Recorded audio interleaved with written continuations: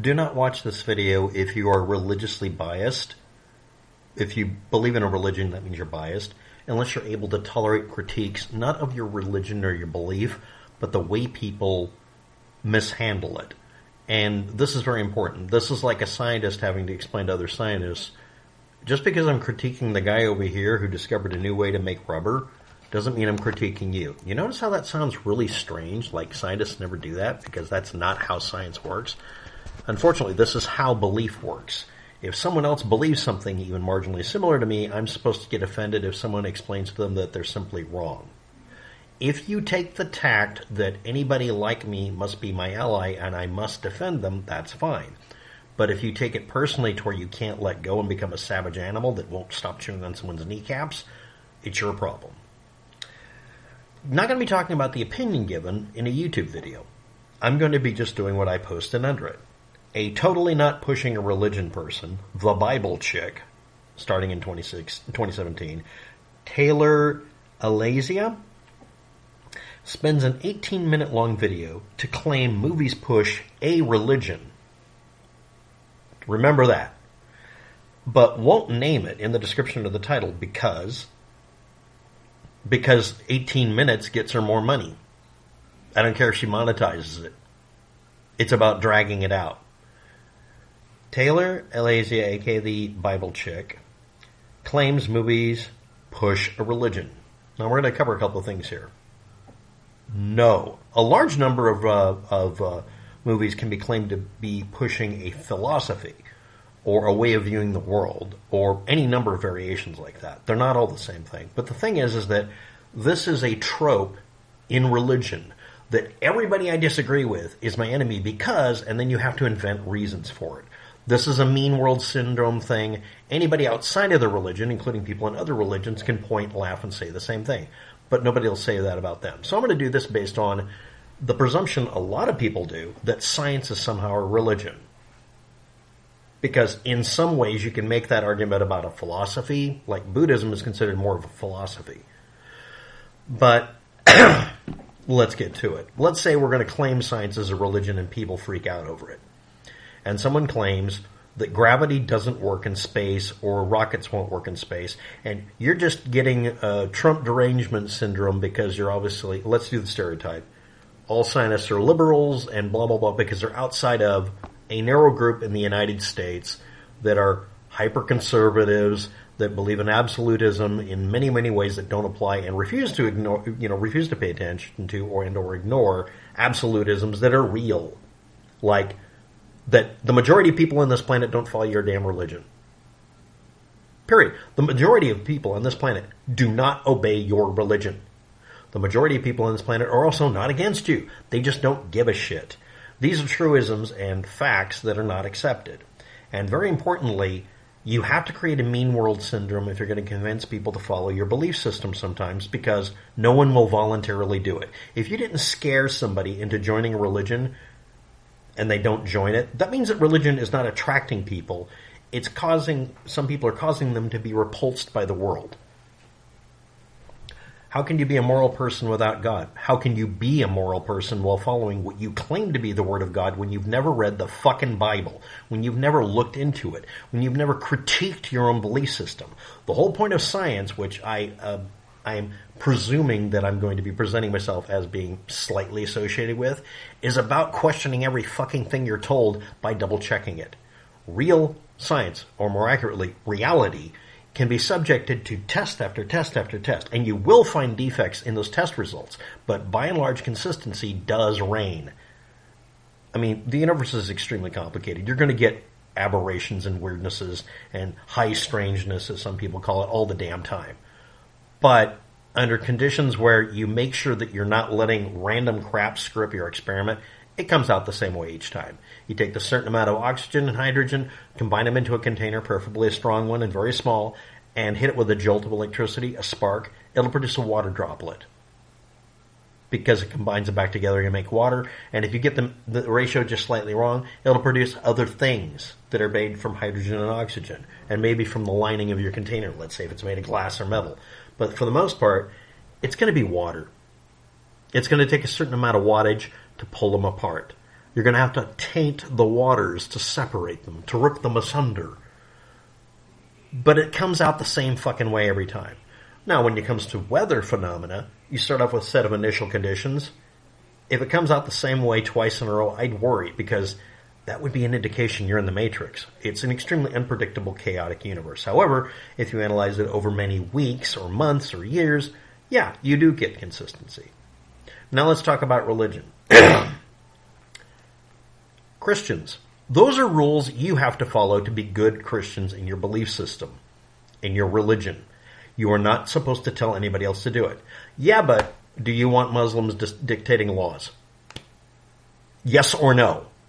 Now, if you're going to do the, we're all equal on both sides, all you're saying is you want to be a terrorist organization that overrules the people of the United States and makes them obey, that's exactly the pathway extremist Christians, Christian fundamentalists, want to do. They literally want to overrule everybody's beliefs and everybody's will, throw out secularism, because secularism's evil, because it disempowers their fucking church, and rule everybody.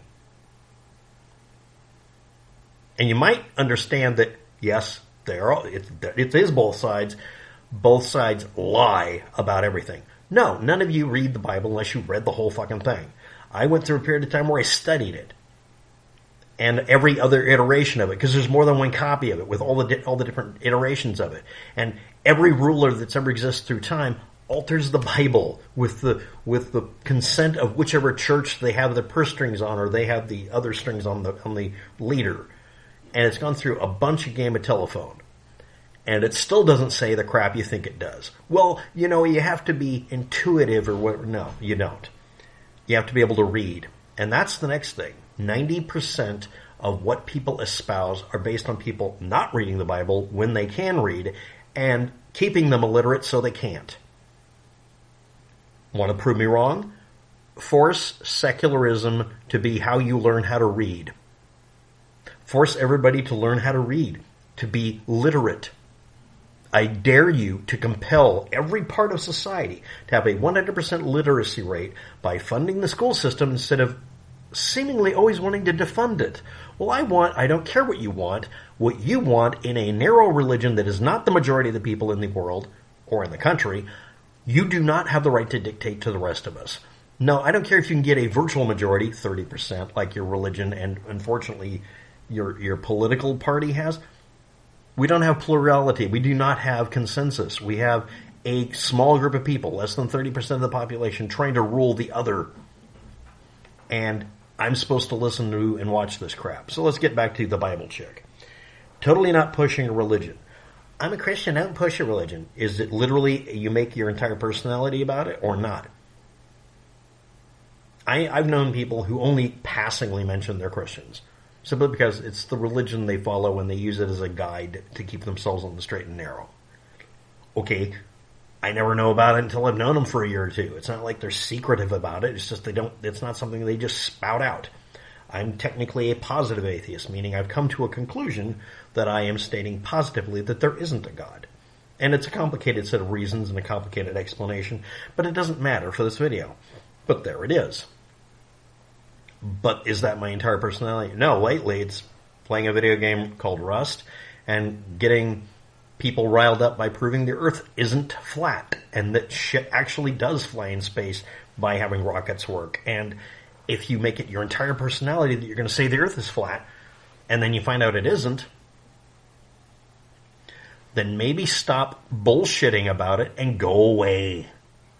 Acknowledge that you spent years, and yeah, that happened recently. Acknowledge that you spent decades being wrong and being abusive to people about it, and learn from it. Or basically avoid therapy and avoid responsibility and just say they deserved it because, and then rationalizations. So let's stop being all over the place. We're at 9 minutes and 25 seconds. Let's get to it. A person who's obviously put up a YouTube channel trying to express their belief system. And by definition, if you're doing this on social media while on your bio page saying, well, I'm totally not trying to push, I went through being a social media star and then I found Jesus. Totally not a grifter. But let's say the Bible chick is actually being honest here. Okay, let's go ahead. 2017 is when you set up your channel. Okay. And Taylor spends 18 minutes of a video claiming movies push a religion, and it isn't totally just going to be a mishmash of tropes from movies and not really a religion, and won't name it in the description and title because then you won't watch the video because it's yet again a video doing that really stupid trope. The mean world syndrome. All the movies are contradicting what I believe instead of constantly praising God and reinforcing your belief system. Like every one of us, the majority of the people on this planet have to put up with you and handle you with kid gloves by not telling you the world is different than when you keep assuming.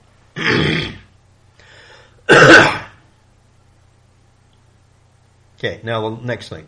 Again, all of us live in a world that doesn't prop up our belief system. Unless you believe in just analyzing how the world works, and then literally the world is quote-unquote affirming your belief because your beliefs are based on observing the world and accepting that it does what it does and not arguing. Lightning shouldn't work that way. Lightning doesn't give a shit. Stop holding up a fucking lightning rod. Just stop trying to get killed. The point I'm making here is, if your belief system needs to be propped up by all of us walking on eggshells and treating you like you need to be wrapped in bubble wrap because my feelings, then fuck your feelings and get over the fact that you're either wrong about everything or you're just being oversensitive. Again, most religious people I know, they know that the world doesn't back up what they believe because it's a religion. It's it's a paranormal thing outside of the normal. Supernatural, above or beyond or outside of nature. It's not really in reality for them. Most of them, this is my way of explaining the unexplainable until the unexplained is explained, which means a god of the gaps or a god of ignorance, which is what it is. But at least they're not lying to themselves as much as others. And those people, very quinkadinkly, don't pick a fight with people by saying, I believe this, I'm going to get you mad at me.